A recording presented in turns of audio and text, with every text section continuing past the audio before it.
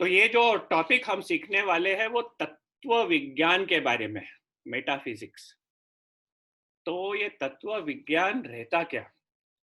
वो चीजों का पहला सिद्धांत, हर एक चीज वो पहले सिद्धांत से समझने का प्रयत्न करता है। जो भी चीज हो उसके पहले सिद्धांत के ऊपर जाके उसे सीखने की जो एफर्ट है उसे तत्व विज्ञान कहते हैं, मेटाफिजिक्स। फिजिक्स के पहले तत्व विज्ञान। तो ये तत्व विज्ञान में अस्तित्व को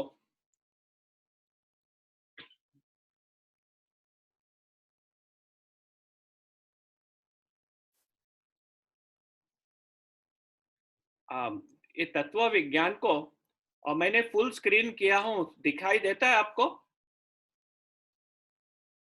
हाँ ब्रदर। ओके। तो ये तत्व विज्ञान आप अभी म्यूट कर दे सकते हैं। तो ये तत्व विज्ञान वो अस्तित्व का अध्ययन करता है। वो अस्तित्व को अस्तित्व के रीत से अध्ययन करता है, बीइंग एज बीइंग। हाँ, तो ये देखता है कि अस्तित्व क्या है और वो अस्तित्व को समझने का प्रयत्न करता है। ये है तत्व विज्ञान।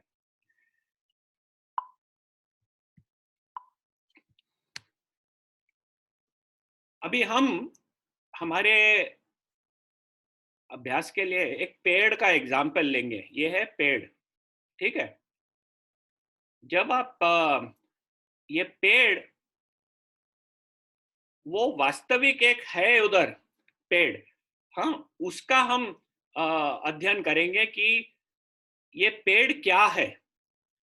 तो ये पेड़ के बारे में हमें समझना हो तो हम किस तरह से ये जो हम आगे देख रहे हैं हमारा चित्र, उसे किस तरह से समझ सकते हैं।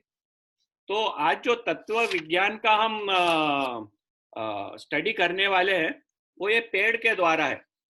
जितना हम ये पेड़ को समझ सकेंगे उतना हम तत्व विज्ञान को समझने का कोशिश करेंगे ये पेड़ के द्वारा।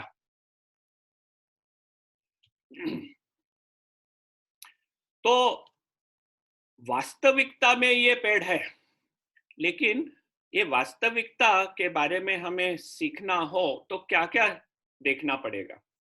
एक तो उसका अस्तित्व, कि क्या वो सचमुच में है या नहीं है।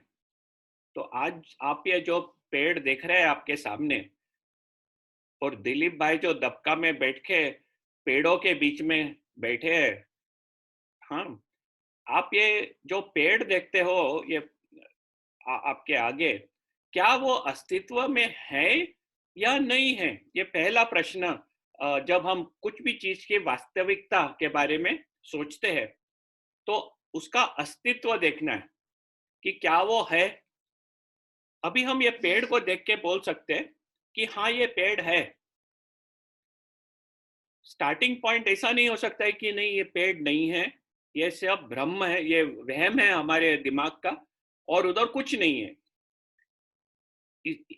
ये अस्तित्व है, ये पेड़ अस्तित्व है, इट इज देयर, वो एग्जिस्टेंस में है, इसका अस्तित्व है, एग्जिस्टेंस है। फिर हम देखेंगे उसका मूल तत्व। एक तो अस्तित्व कि क्या वो एग्जिस्टेंस में है, दूसरा है मूल तत्व, ये क्या है, what is the essence of it. English में एसेंस बोलते हैं, लेकिन उसका हिंदी शब्द है मूल तत्व। ये क्या है? तो हम बोलते हैं कि हाँ ये है, अस्तित्व है और ये पेड़ है।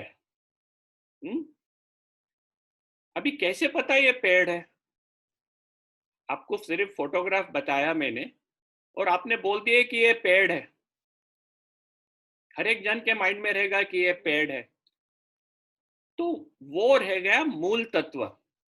ये पेड़ क्या चीज होता है?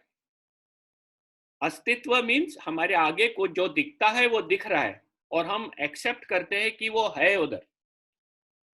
हाँ, इधर से नहीं शुरू करेंगे कि कुछ है ही नहीं, कुछ तो भी है और वो जो चीज है वो पेड़ है। बाद में हमें उसके कारण के बारे में देखना है कि ये क्यों है, ये क्यों है। तो 3 प्रश्न वास्तविकता के बारे में जब हम पढ़ाई करते हैं कि क्या वो सचमुच में है,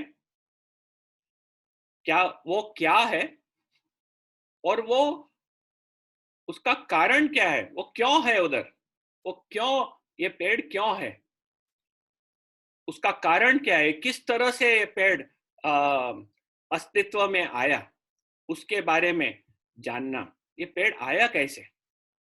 ये 3 चीज हम कभी समझेंगे तो हम वास्तविकता के बारे में सीख सकते हैं। पहला कि वो है अस्तित्व, एंड ये इंपॉर्टेंट टर्म्स है तो ध्यान रखना। दूसरा ये क्या है, ये मूल तत्व, ये पेड़ है। और तीसरा ये पेड़ का कारण क्या है। अभी जब हम अस्तित्व के बारे में अ, विचार करते हैं कि हमारे आगे कुछ है, तो ये जो कुछ है हमारे सामने, हम देखते हैं कि ये चीज में परिवर्तन होते रहता है। ये झाड़, ये जो हमारे सामने है, जिसका अस्तित्व हम बोलते हैं, मूल तत्व एक पेड़ है, हम बोलते हैं कि वो बदलते रहता है, वो हमेशा बदलता है। पहले एक छोटा पेड़ करके, एक छोटा पौधा करके था, बाद में वो पौधा बढ़ के बड़ा हुआ, और ये जो है उसे प्राकृतिक नेचुरल परिवर्तन करके कहते हैं। जो नेचुरल परिवर्तन होता है इस चीज में, वो पेड़ बड़ा होता है, उसका रंग बदलता है, उसका रूप बदलता है, लेकिन हम बोलते हैं कि वही पेड़ है जो छोटा पौधा था और अभी बड़ा हो गया है, लेकिन पेड़ बदला नहीं है, पेड़ तो वही है। तो ये हमें ध्यान रखना है कि ये पहले छोटा पौधा था, अभी एक बड़ा पेड़ हो गया है, लेकिन वो पेड़ वही का वही पेड़ है। और ये पेड़ उस पेड़ से अलग है। जैसे अभी दिलीप भाई जो बैठे हैं दबका विलेज में, उनके आजू बाजू कितने सब पेड़ है। वो एक पेड़ को देखेंगे और दूसरे पेड़ को देखेंगे, दोनों को पेड़ करके कहलाएंगे, लेकिन कहेंगे कि ये पेड़ वो पेड़ से अलग है। तो इसमें से हमें ये ध्यान समझ में आता है कि जब पेड़ में एक प्राकृतिक बदलावट आती है, वो पेड़ वही रहता है, लेकिन वही पेड़ दूसरे पेड़ से अलग रहता है। हुँ? ये एक चेंज होता है जो पेड़ में। दूसरे टाइप का चेंज, परिवर्तन, उसे पर्याप्त परिवर्तन करके कहते हैं, सब्सटेंशियल चेंज। पर्याप्त परिवर्तन, बहुताई से उसमें बदलावट। जैसे कि हम ये पेड़ को काट डाल सकते हैं, हम ये पेड़ को नष्ट कर दे सकते हैं, जला दे सकते हैं। अभी ये पेड़ को हम कभी जला दिए तो क्या रह गया उधर। अभी जलाने के बाद क्या आप उसको पेड़ करके कहेंगे? वो तो जल गया है, तो अभी हम उसे पेड़ करके नहीं कहते। तो ये हो गया एक पर्याप्त परिवर्तन, इसलिए कि जो अस्तित्व है उसमें परिवर्तन होता है। हम कह सकते हैं कि ये जो चीज हमारे आगे है उसकी एक असलियत है। आज जो देखते हैं उसमें असलियत है, और उसमें एक क्षमता भी है। ये जब छोटा सा पौधा था, उसकी असलियत क्या थी? एक छोटा पौधा। उसकी क्षमता क्या थी? बड़ा होके एक बड़ा पेड़ बनना। तो ये जो चीज है हमारे सामने, हम देखते हैं कि उसमें एक असलियत है अभी, और बड़े होके एक क्षमता होगी। जैसे कि स्तुति दिलीप भाई के साथ उधर है, एक छोटी सी लड़की है, वो बड़ी होके एक औरत बनेगी। तो उसकी असलियत क्या है? एक छोटी सी लड़की। उसकी क्षमता क्या है? कि वो बड़ी होके औरत बनेंगी। तो ये है परिवर्तन। एंड जिधर भी परिवर्तन होता है, हम देखते हैं कि उसमें एक असलियत है और एक क्षमता है। ये बहुत महत्व का कॉन्सेप्ट है। ये असलियत और क्षमता जब चीजों में रहती है, उससे उसके कुछ परिणाम होते हैं। उसका परिणाम क्या है? कि ये जो अस्तित्व है हमारे आगे, और जो मूल तत्व यानी पेड़, इसमें फर्क है। ये जो अस्तित्व है आपको जो चित्र में दिखता है, और जो मूल तत्व है जो हम पेड़ करके कहलाते, उसमें फर्क है। आगे के स्लाइड में आप समझेंगे उसका डिफरेंस, कि मैं क्यों इसे अलग बोलता हूं। क्यों अलग बोलता हूं करके, जब इसका अस्तित्व छोटा पौधा है, हम उसको एक पेड़ करके रिकॉग्नाइज करते हैं। जब वो बड़ा हो जाता है, उसका रंग रूप सब बदल जाता है, तो भी हम उसे पेड़ करके कहते हैं। और ये भी कहते हैं कि हाँ, ये वही पेड़ है, बदला नहीं है पेड़, पेड़ वही है, उसका रूप आकार बदल गया है। तो इसकी जो अस्तित्व है वो बदलते जाती है, और जो मूल तत्व है पेड़, वो बदलता नहीं है, वो कांस्टेंट है। यानी ये जो चीज है आपके आगे, उसकी अस्तित्व और मूल तत्व अलग है। ये जरा ध्यान में रखना, क्योंकि हम परमेश्वर के बारे में जब बात करेंगे, तब हम देखेंगे कि किस तरह परमेश्वर का अस्तित्व और मूल तत्व एक है, वो अलग नहीं है। परमेश्वर के करके सब हम जो पढ़ रहे हैं, समझने के लिए कि परमेश्वर कौन है, और परमेश्वर ने सब चीज कैसे बनाया, इसका बनने के बारे में भी हम आगे होके देखेंगे। लेकिन इस समय मैं इतना बोल सकता हूं कि परमेश्वर अस्तित्व में है। परमेश्वर अस्तित्व में है, और उसका मूल तत्व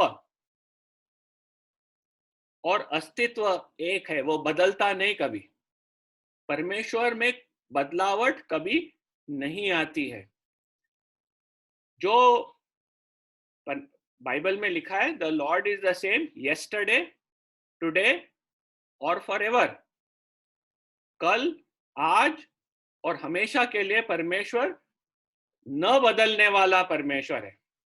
उसका जो अस्तित्व है, जो मोसेस ने जाना, जो अस्तित्व हम जानते हैं, परमेश्वर वही है, उसमें कोई बदलावट नहीं आया। उसका अस्तित्व और मूल तत्व एक ही है। लेकिन ये जो आपके सामने दिख रहा है झाड़, उसका अस्तित्व और मूल तत्व अलग है। छोटा पौधा था, बड़ा हो गया, बदलावट आ गई। वो अभी हम जो पेड़ बोलते हैं, उससे अलग है। अभी ये पेड़ को हम काट डालेंगे, काट के जला देंगे। अभी ये जो चीज है आपके सामने, वो तो खाक हो गया है, लेकिन जो मूल तत्व पेड़ का है वो बदला नहीं। मूल तत्व पेड़ करके जो है, उसमें कोई बदलावट नहीं आई है। लेकिन ये जो चीज आपके सामने है, वो टूट के, काट के, जला के राख हो गया है। तो उसका ये जो चीज है, उसका अस्तित्व पेड़ से राख हो गया है। लेकिन पेड़ का मूल अस्तित्व, उसमें कोई बदलावट नहीं आई। आप दूसरे पेड़ को देखेंगे तो भी वो कहेंगे कि वो पेड़ है, आप राख को देखेंगे तो नहीं कहेंगे कि वो पेड़ है। हाँ, तो ये जो चीज आपके सामने दिखती है उसमें हम देखते हैं कि उसका अस्तित्व और मूल तत्व अलग है। तो इसका मीनिंग क्या है कि पेड़ को कहां और से अस्तित्व मिला है? ये पेड़ को अस्तित्व और कहां से मिला है? इसका अस्तित्व खुद में नहीं है। जैसा परमेश्वर बोलता है कि उसी में जीवन है, प्रभु यीशु ख्रिस्त कहा था कि जीवन मेरे में है, I am the way, the truth and the life. परमेश्वर के वही जीवन है। वैसा इस जो चीज आपके सामने है, पेड़, हम नहीं कह सकते कि उसका अस्तित्व उसी में है। उसका अस्तित्व कहां से उसे मिला है, ये एक महत्व का है कि ये जो हमारे सामने चित्र जो पेड़ का है, उसका अस्तित्व उसे मिला है। उसका अस्तित्व खुद में नहीं है, जैसे परमेश्वर का अस्तित्व खुद में है और वो बदलता नहीं। ये जो पेड़ है उसका अस्तित्व उसे मिला है। तो वृक्ष या ये पेड़ अपने अस्तित्व के लिए अपना कारण नहीं है, इसलिए वो नष्ट भी हो जा सकता है। कल काट के उसको खत्म भी कर दे सकते हैं, क्योंकि उसका जो अस्तित्व है वो उसमें नहीं है और वो उसका अस्तित्व का कारण वो खुद नहीं है। ये है फर्क ये पेड़ में और हमारा हमारा अंडरस्टैंडिंग परमेश्वर के बारे में। ये एग्जाम्पल आपको बताना था। इसमें 4-5 डायग्राम्स है। तो लेफ्ट में जो है ये पेड़, वो अस्तित्व है, ठीक है। तो आपने ये देख लिया और बोले कि ये पेड़ है। अभी मैं आपको ये डायग्राम बताऊंगा तो आप क्या कहेंगे, ये क्या है? आप बोलेंगे पेड़ है। अभी आपको ये डायग्राम बताऊंगा तो आप क्या कहेंगे, ये क्या है? आप बोलेंगे पेड़ है। आपको ये डायग्राम बताऊंगा तो आप क्या कहेंगे कि ये पेड़ है। तो ये सब अस्तित्व है, ये एक्चुअल चीजों के फोटोग्राफ्स है। अभी ये पेड़ है क्या? ये मूल तत्व पेड़ हमारे मन में एक भावना है। पेड़ एक मूल तत्व है जो हमारे मन में है। हम हमारे मन से इसको देखते हैं और कहते हैं कि ये पेड़ है। हम इसको देखते हैं और कहते हैं पेड़ है। हम इसको देख के कहते हैं कि ये पेड़ है। और ये सब एक दूसरे से काफी अलग है। हर एक एक दूसरे से अलग है, तो भी हम बोलते हैं कि ये पेड़ है।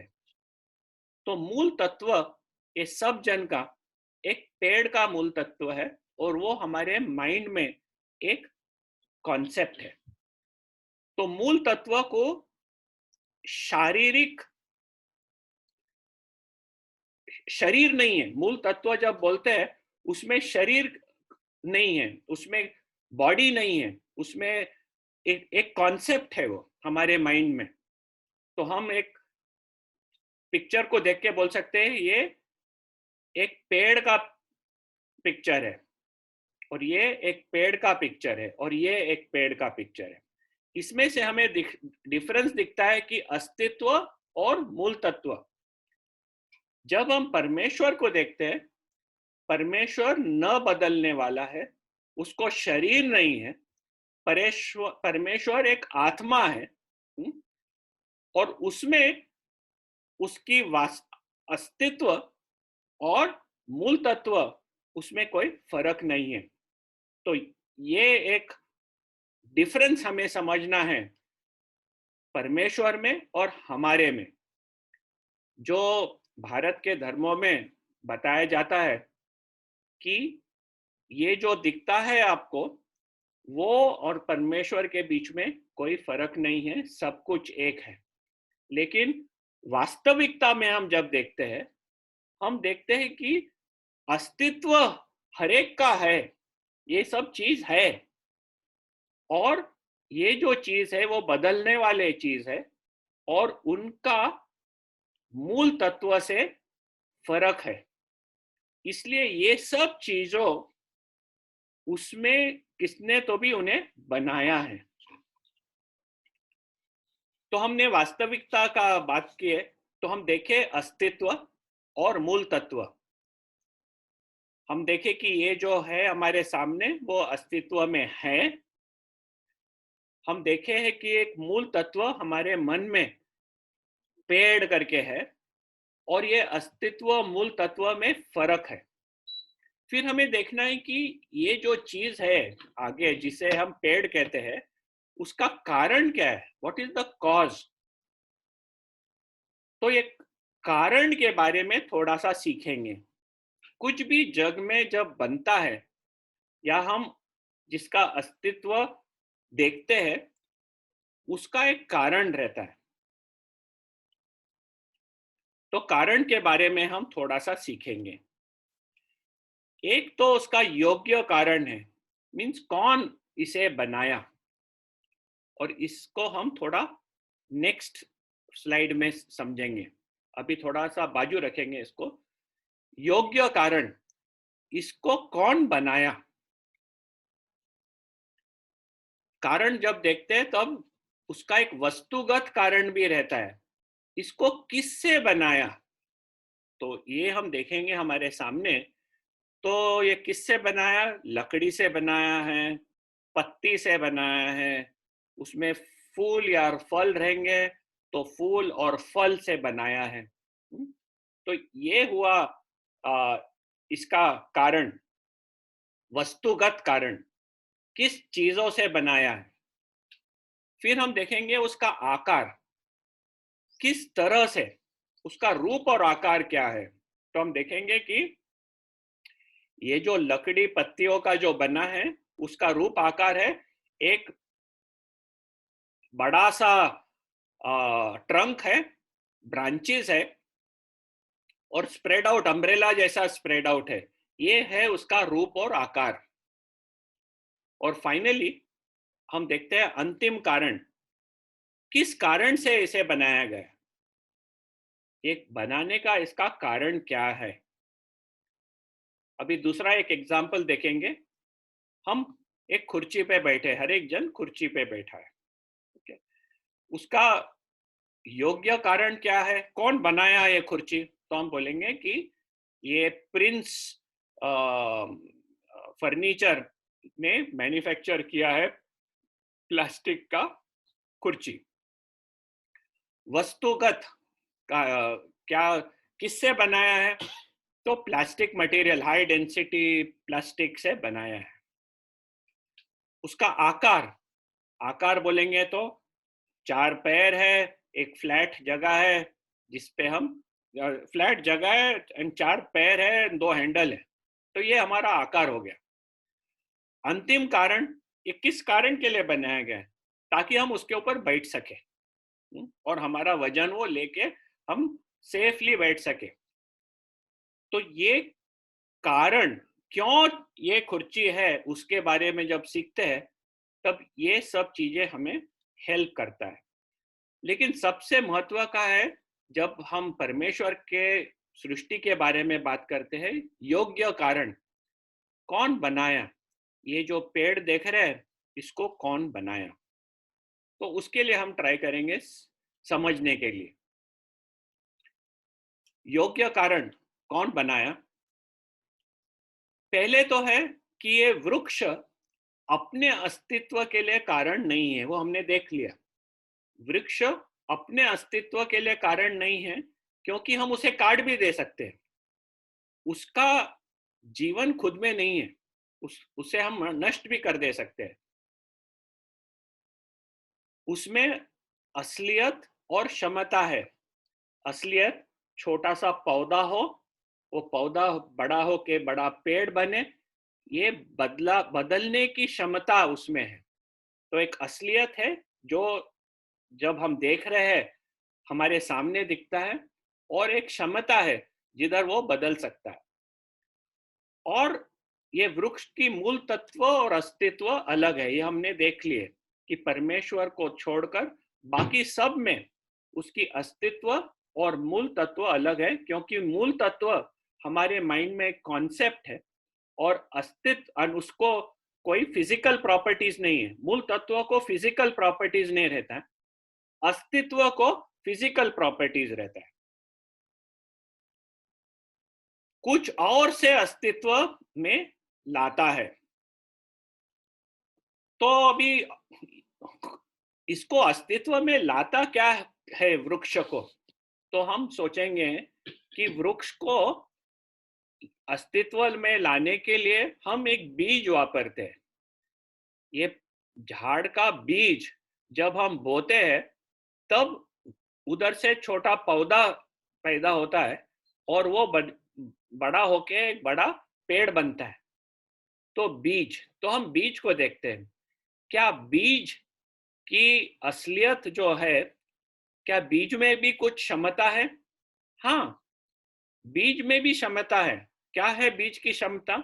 कि हम उसको जमीन में गाड़े तो वो खुलकर एक पौधा बनेगा। तो उस बीज में भी एक असलियत है और एक क्षमता है, और उसका मूल तत्व और अस्तित्व अलग है। हमारे माइंड में कॉन्सेप्ट है कि ये बीज है। हाँ?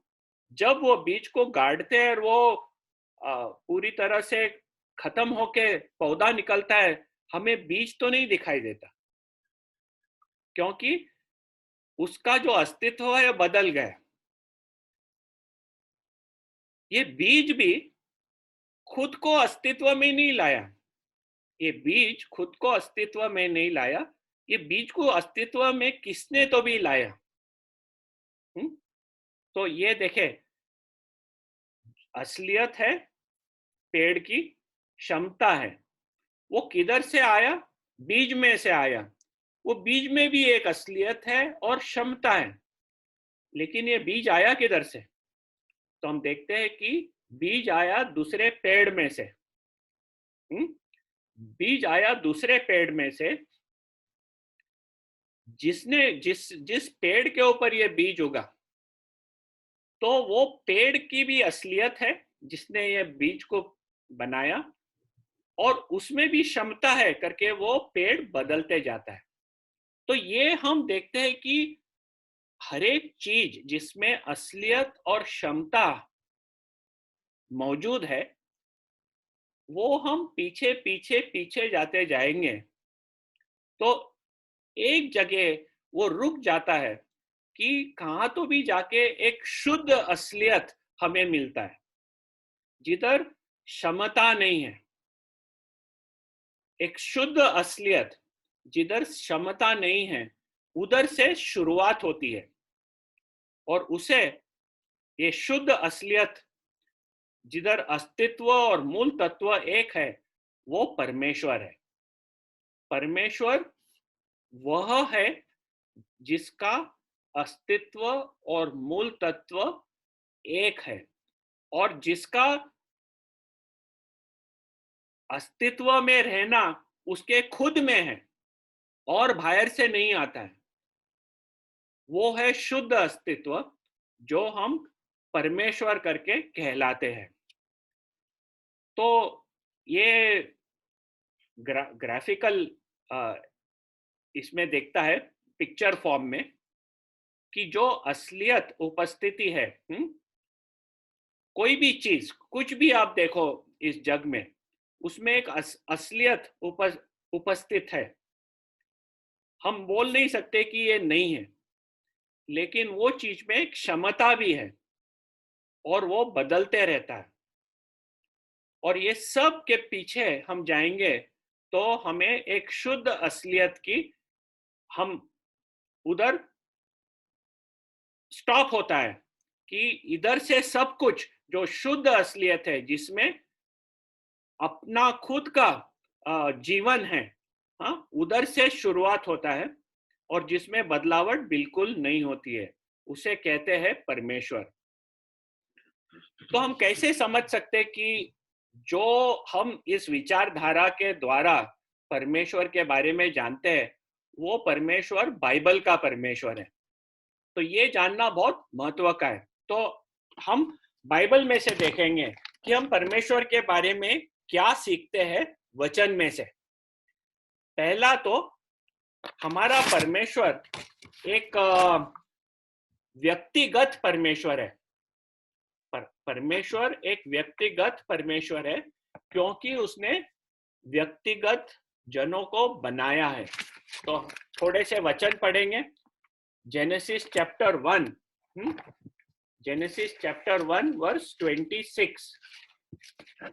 जेनेसिस 1:26। तो ग्रेसी बहन अनम्यूट करके आप पढ़ना एंड फिर वापस म्यूट कर दो।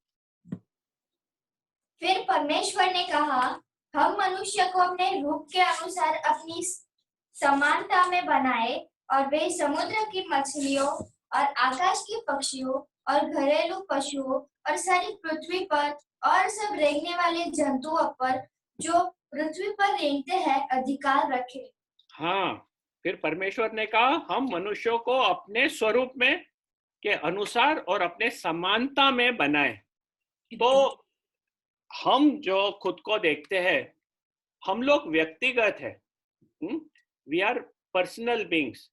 तो हमारे को जो बनाने वाला परमेश्वर है, हमारे को ग्रेसी पे म्यूट कर देना आपको। हमको जो बनाने वाला परमेश्वर है वो भी व्यक्तिगत रहना चाहिए, तो ही हमें जो व्यक्ति है वो बना सके।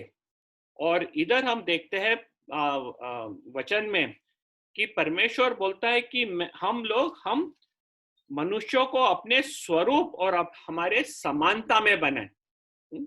तो इसमें से हमें समझ में आता है कि परमेश्वर वह एक पर्सनल परमेश्वर है, व्यक्तिगत परमेश्वर है।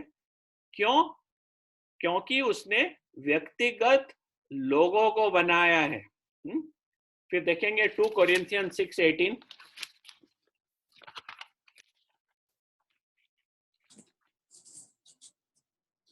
वो पढ़ना 2 कोरिन्थियंस 6:18। परंतु क्या परमेश्वर सचमुच मनुष्य के संग पृथ्वी पर वास करेगा? नहीं, 2 कोरिन्थियंस 6:18, 2 कोरिन्थियंस। ओ सॉरी। और मैं तुम्हारा पिता होऊंगा और तुम मेरे बेटे और बेटियां होंगे। यह सर्वशक्तिमान प्रभु परमेश्वर का वचन है। हाँ, करेक्ट। तो ये हमें दिखाई देता है कि किस तरह से परमेश्वर एक व्यक्तिगत परमेश्वर है। फिर आगे जाके देखेंगे हम हमारा परमेश्वर शक्तिशाली परमेश्वर है क्योंकि उसने पूरे ब्रह्मांड का उत्पन्न किया है। तो ये हम देखते हैं कि सब कुछ आज जो देखे कि जो भी हम कहते हैं कि अस्तित्व में है वो उसमें अस्तित्व और क्षमता होने से हम ये कह सकते हैं कि उसको किसने तो भी बनाया है, क्योंकि उसका जो अस्तित्व है ना खुद में नहीं है। उसका जो असलियत है वो खुद में नहीं है, उसको किसने तो भी बनाया। और ये पूरा जो ब्रह्मांड देखते हैं हम देखते हैं हमारा सूर्य, चांद, तारे, पूरी पृथ्वी में सब कुछ, ये सब कुछ बदलने वाले चीजें हैं और जिसमें खुद में क्षमता, खुद में अपने आप को अस्तित्व देने में उसका अधिकार नहीं है। उसको किसने तो भी बनाया, यानी पूरा जो सृष्टि है वो परमेश्वर ने बनाया। तो वो एक सर्वशक्तिमान परमेश्वर है। जेनेसिस चैप्टर 1 वर्स 1 वो पढ़ना।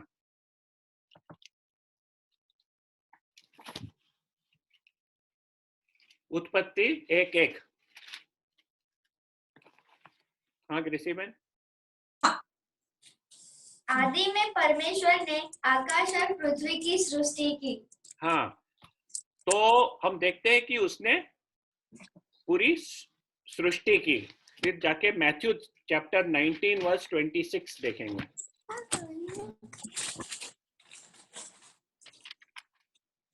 यीशु ने उनकी ओर देखकर कहा, मनुष्य से तो यह नहीं हो सकता, परंतु परमेश्वर से सब कुछ हो सकता है। परमेश्वर सब कुछ कर सकता है, वो सर्वशक्तिमान परमेश्वर है। ठीक है, फिर हम ये भी देखते हैं कि परमेश्वर बुद्धिमान है, क्योंकि उसने जो बनाया है। ग्रेसी बेन प्लीज म्यूट करते जाना अपने को। तो परमेश्वर बुद्धिमान है, क्योंकि जो भी कुछ उसने बनाया, हमें जो बनाया, हमारे में बुद्धि है। तो बुद्धिमान लोगों को बनाने वाला वह बुद्धिमान होना चाहिए, तो ही बुद्धिमान बना सकता है। तो हम इसमें से साम 147 वर्स 5 देखेंगे।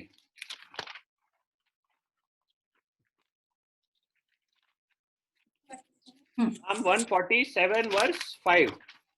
हमारा प्रभु महान और अति सामर्थ्य है, उसकी बुद्धि अपरंपार है।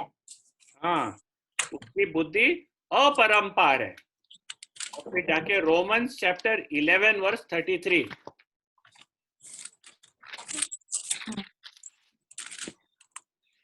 आहा, परमेश्वर का धन और बुद्धि और ज्ञान क्या ही गंभीर है। उसके विचार कैसे अथाह और उसके मार्ग कैसे अगम है। हाँ, परमेश्वर का धन और बुद्धि और ज्ञान क्या ही गंभीर है। तो ये है हमारे परमेश्वर के बारे में, जो हम इस जग का जो हमने तत्व ज्ञान में से देखा कि सब चीजें किसने तो भी बनाए हैं। तो बुद्धिमान चीजों को बनाने के लिए हम ये पहचान सकते हैं कि जो बनाया है वो बुद्धिमान होना है। और जब हम शास्त्र में पढ़ते हैं, हम ये पहचानते हैं कि हमारा परमेश्वर एक बुद्धिमान परमेश्वर है। फिर हम ये भी देखते हैं कि परमेश्वर ने जो बनाया वो अच्छा है। जो हम सृष्टि को देखते हैं, हम देखते हैं कि सब कुछ जो उसने बनाया है अच्छा है। हमारे हृदय में भी हम देखते हैं कि हमारे हृदय में परमेश्वर ने डाला है अच्छा करने के लिए। अच्छा बुरा हम समझ में आता है, और हम ये जानते हैं कि एक दूसरे का भला करना चाहिए। तो इस तरह से भला को चाहने वाले लोगों को बनाने का, जो परमेश्वर भला है वही भला बना सकता है। तो हमारा परमेश्वर वो भला है और वो नैतिक है, क्योंकि उसने जो बनाया वो भला और नैतिक है। तो पढ़ेंगे साम 86 वर्स 5। क्योंकि हे प्रभु, तू भला और क्षमा करने वाला है, और जितने तुझे पुकारते हैं उन सबों के लिए तू अति करुणामय है। तू भला है। और फिर लूक चैप्टर 18 वर्स 19। यीशु ने उससे कहा, तू मुझे उत्तम क्यों कहता है? कोई उत्तम नहीं, केवल एक, अर्थात परमेश्वर। हाँ, तो ये आके प्रभु को मिला और कहा कि हे उत्तम गुरु, अनंत जीवन का अधिकारी होने के लिए मैं क्या करूं? तब प्रभु उसे कहता है कि तू मुझे उत्तम क्यों कहता है? कोई उत्तम नहीं, केवल एक, अर्थात परमेश्वर। क्योंकि प्रभु यीशु ख्रिस्त परमेश्वर है, तो वो ये उसे बताता है। फिर हम देखते हैं कि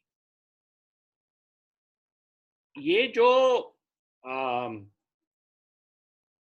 बदलने वाले चीज है, ये बदलने वाले चीज में खुद को अस्तित्व देने में क्षमता, ये खुद को अस्तित्व नहीं दे सकती है। उसे बनाने वाला चाहिए जिसमें उसका जो अस्तित्व और मूल तत्व एक हो। तो ये हम देखते हैं परमेश्वर एक जो है जिसमें अस्तित्व और मूल तत्व एक हो और खुद का अस्तित्व देने का एबिलिटी हो, और वो हम परमेश्वर कहे थे। तो ये हम देखेंगे कि बाइबल का परमेश्वर वो कौन है, कि परमेश्वर इज इटर्नल, वो हमेशा का है। तो हम साम चैप्टर 90 वर्स 2 में देखेंगे कि क्या परमेश्वर, बाइबल का परमेश्वर इस तरह का एक इटर्नल परमेश्वर है। साम चैप्टर 90। इससे पहले कि पहाड़ उत्पन्न हुए या तूने पृथ्वी और जगत की रचना की, वरन अनादि काल से अनंत काल तक तू ही परमेश्वर है। अनादि काल से अनंत काल तक तू ही परमेश्वर है। तो ये जो परमेश्वर है वो कभी एक समय में अस्तित्व में नहीं आया। कभी कभी लोग बोलता है कि परमेश्वर को किसने बनाया। हम बातचीत करते लोगों के साथ कि सब कुछ परमेश्वर ने बनाया, फिर वो नेक्स्ट क्वेश्चन आता है कि परमेश्वर को किसने बनाया। तो जो हमने हमारे इसमें देखा तत्व ज्ञान में कि एक ऐसा होना चाहिए जिसका अस्तित्व खुद में है, जिसका अस्तित्व खुद में है। तो ये हम देखते हैं परमेश्वर जो कभी अस्तित्व में नहीं आया, उसका अस्तित्व हमेशा उसमें था। तो परमेश्वर के बारे में हम पढ़ते हैं कि वो अनादि काल से अनंत काल तक तू ही परमेश्वर है। फिर हिब्रूज चैप्टर 1 वर्स 2।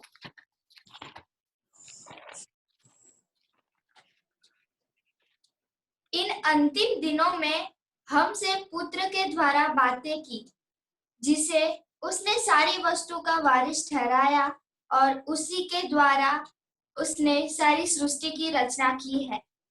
तो इस तरह परमेश्वर हमारे साथ बात किया है। पूर्व युग में परमेश्वर के बाप दादाओं से थोड़ा थोड़ा करके और भांति भांति से भविष्यवक्ता के द्वारा बात किया। इस अंतिम दिनों में हमसे पुत्र के द्वारा बातें की। तो ये हम देखते हैं कि वर्स 3 तीसरा वचन भी पढ़ लेना। वह उसकी महिमा का प्रकाश और उसके तत्व की छाप है और सब वस्तुओं को अपनी सामर्थ्य के वचन से संभालता है। वह पापों को धोकर ऊंचे स्थानों पर महामहिमन के दाहिने जा बैठा। तो प्रभु यीशु ख्रिस्त वो इस परमेश्वर के महिमा का प्रकाश है और उसके तत्व की छाप है। हमारा परमेश्वर वो न बदलने वाला परमेश्वर है। तो हमने तत्व ज्ञान में क्या पढ़ा था कि अस्तित्व और मूल तत्व जहां एक है, जिधर उसका जो असलियत है और उसमें क्षमता नहीं है, बदलने की क्षमता नहीं है, जो असलियत है वही है और बदलने की क्षमता नहीं है, तब हम बोल सकते हैं कि बदलने की क्षमता नहीं है, तभी उसके अस्तित्व का कारण वही हो सकता है। तो तो जो तत्व ज्ञान के द्वारा हम परमेश्वर के बारे में जानते हैं कि वो न बदलने वाला, जिसकी असलियत और वही है और बदलने की क्षमता नहीं है। तो परमेश्वर हमारा एक, हम देख सकते हैं बाइबल में से कि वो न बदलने वाला परमेश्वर है। तो हम हिब्रूज पे है तो उधर ही देख लेंगे, हिब्रू चैप्टर 6 वर्स 18।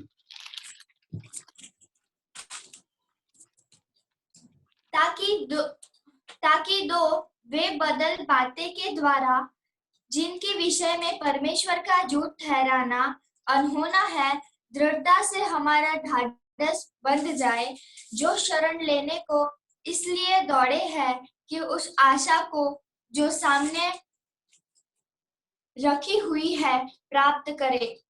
न बदलने, टू अनचेंजेबल थिंग्स, दो बदल बातों के द्वारा, बेबदल बातों के द्वारा।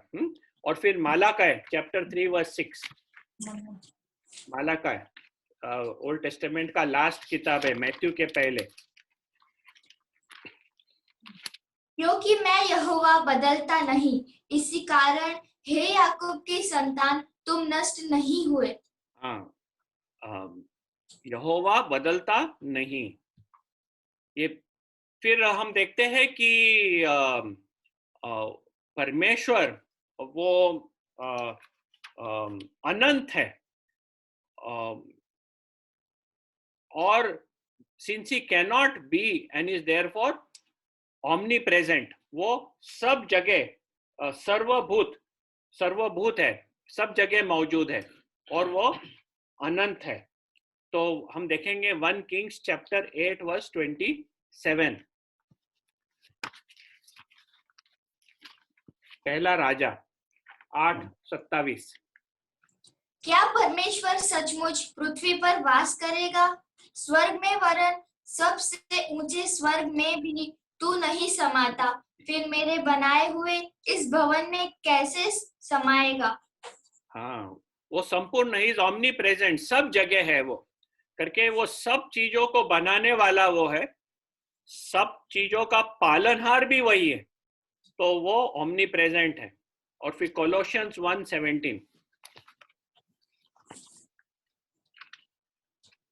वही सब वस्तुओं में प्रथम है और सब वस्तुएं उसी में स्थिर रहती है।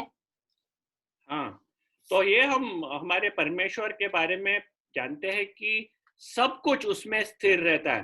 तो ये भी परमेश्वर के बारे में जब हम सीखेंगे, ये बहुत एक इम्पोर्टेंट वर्स है, वही सब वस्तुओं में प्रथम है और सब वस्तुएं उसी में स्थिर रहती है। तो आज हम जो इस अर्थ पृथ्वी पे रहते हैं, पूरे आकाश में हम देखेंगे कि इतने सब चीजें हैं आकाश में, कुछ आके हमारे पृथ्वी के ऊपर एक्सीडेंट होके पृथ्वी पूरी नष्ट हो गई, काफी फिल्में बनी हुई हैं वैसे, लेकिन परमेश्वर ये सब को अपने में स्थिर रखता है।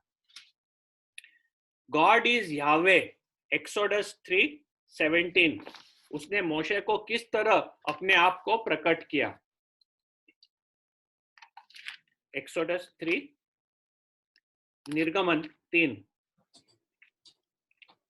और मैंने ठान लिया है कि तुमको मिस्र के दुखों में से निकालकर कनानी, हित्ती, एमोरी, परिज्जी, चैप्टर 3 वर्स 13, निर्गमन 3 और वर्स 13, 14 नहीं, सॉरी, 13 एंड 14 दोनों। मूसा ने परमेश्वर से कहा, जब मैं इजरायलियों के पास जाकर उनसे कहूँ,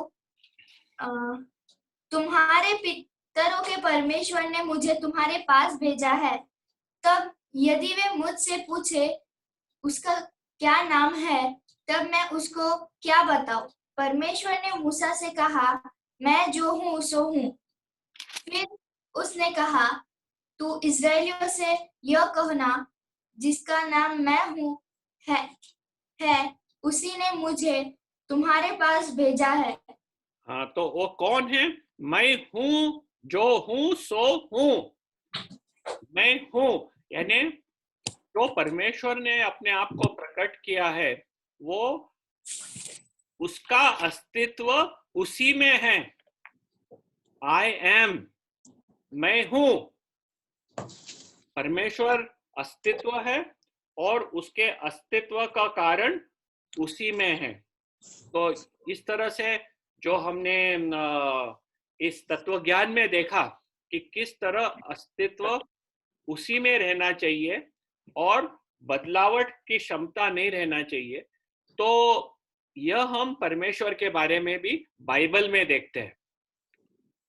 और इससे हम समझते हैं कि सिर्फ एक ऐसा हो सकता है जो एक व्यक्तिगत परमेश्वर है सर्वशक्तिमान परमेश्वर है, सर्वज्ञानी परमेश्वर है, अच्छा है, जो इटर्नल है, न बदलने वाला और इनफाइनाइट।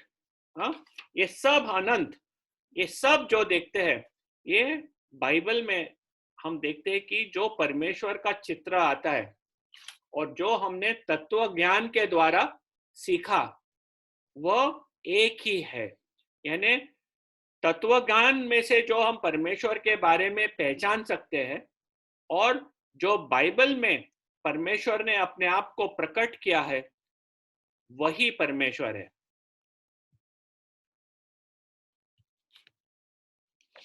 परमेश्वर के बारे में 6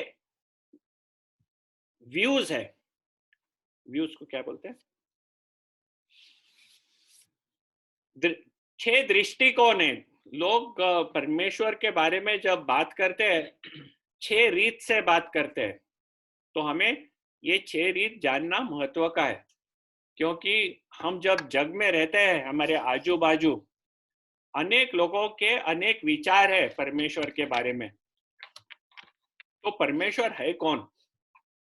पहला व्यू जो हम लोग मानते हैं कि थीइज्म बोलते हैं, इंग्लिश में थीइज्म।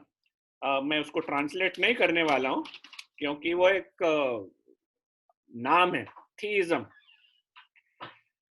थीइज्म में बताया कि God is beyond and in the world. परमेश्वर उसके सृष्टि के बाहर है लेकिन उसके साथ भी है। तो हम बाइबल में से ये पहचानते हैं कि परमेश्वर ने सृष्टि का निर्माण किया और सृष्टि परमेश्वर से अलग है, लेकिन परमेश्वर सृष्टि में पूरी तरह से मौजूद है और सब कुछ संभालता है। समझे? परमेश्वर ने सृष्टि का निर्माण किया, ये सृष्टि परमेश्वर से अलग है, लेकिन परमेश्वर उस सृष्टि में पूरी तरह से मौजूद है और सब कुछ का पालनहार वही परमेश्वर है। इसलिए बाइबल में लिखा है कि हमारे सर के ऊपर का हर एक बाल परमेश्वर जानता है। हमें कुछ नहीं होता है परमेश्वर के आज्ञा के बाहर। तो ये है परमेश्वर जो हम बाइबल में पढ़ते हैं। तो ये है विचारधारा परमेश्वर के बारे में। दूसरा है डीइज्म। डीइज्म, काफी क्रिश्चियन लोग डीइज्म पे मानते हैं। उसका मतलब क्या है कि परमेश्वर ने सृष्टि निर्माण करी, परमेश्वर सृष्टि से अलग है, लेकिन वो सृष्टि में क्या हो रही है उसका कोई जानकारी नहीं रखता है, वो अलग है। आप लोग आपका संभालो, आपने बुरा किया तो आपका बुरा होगा, आप अच्छा किए तो आपका अच्छा होगा, आप खुद को संभाल के रहो। परमेश्वर अपने सृष्टि का हर एक चीज वो नहीं संभालता, आपको करना है। उसको डीइज्म बोलते हैं। जो हम प्रार्थना करते हैं कि हमारा परमेश्वर पालनहार है, तो डीइज्म में पालनहार का बात नहीं आता है। उसने निर्माण किया सब कुछ और लॉज बना दिए और छोड़ दिया, और जो कुछ हो रहा है वो उसके जो उसने लॉज बनाए हैं, लॉ ऑफ ग्रेविटी बोलो, ये लॉ वो बोलो, वो लॉ, उसके प्रमाण इस जग चलता है। तो उसे डीइज्म कहते हैं।